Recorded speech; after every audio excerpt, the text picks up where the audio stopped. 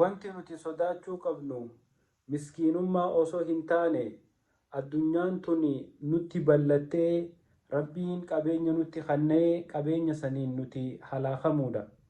Obboleeyyan keenya warri nu duraatii fi warri zamana kanaatis hedduutu rabbi subhaanahu wa ta'aalaa miskiinummaa keessaa isaan baasee sababaa qabeenya hedduu qabaachuutiin if halaakee maatii ifiitiis halaake. Mee hadiisa bareedaa rasuulaa tokko kawaa'ee miskiinummaa irraa isiniin sodaadhuu jedhu tokko qaamaa qalbiin na dhageeffadha. Hadiisa kanaan isinii hima obboleeyyan kiyya.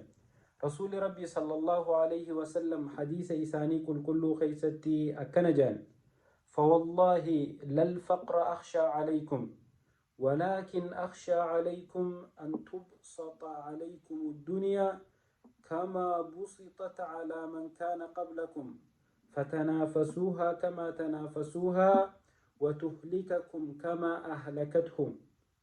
رسول ربي صلى الله عليه وسلم حديث بريدة خنا خيستي أكنجان فوالله لا الفقر أخشى عليكم مكا ربي تينين إسني خخدا أم مسكين ما إسن الراهن صدادو ولكن أخشى عليكم قروا وانتنين أن إسن الرا صدادو أن تبسط عليكم الدنيا تن إسنت بلتي ربي سبحانه وتعالى كبين إسن بداسي كما بسطت على من كان قبلكم أكما ورئيس دراتي تبلست ربي إسنت بلسه فتنافسوها irratti wal dorgomtanii qabeenya kana kaan saamu fasiisaamu irratti wal dorgomtanii kama tanaafasuuha akkuma warri isin dura irratti wal dorgomanitti irratti wal dorgomtanii watuhlikakum kama ahlakatum akkuma addunyaan warra isin dura wal dorgomee walirratti qabate halaaktetti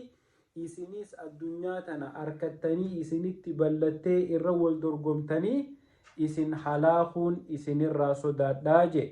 Tanaaf obboleeyyan kiyya wanni namni sodaachuu qabu miskiinummaa osoo hin taane addunyaan namatti ballattee namni addunyaa itti ballatte kana keessa rabbi wallaalee amantii ifii wallaalee salaata wallaalee zakaa wallaalee maallaquma rabbiin itti ballise kanarraahuu sadaqaa kannachuu didee haalli kuni bolola isa fidee addunyuma tanaaf bololee dorgommii addunyaa tanaatiif fiiguu malee namni rabbiirraa fagaatee addunyaan tun akka warra nu duraa halaaktee balleessitetti nutiis nu halaakuudha. Tanaan isinirraa sodaadha jee rabbiin warra addunyaan irra ballattee isaan halaakte nun godhini.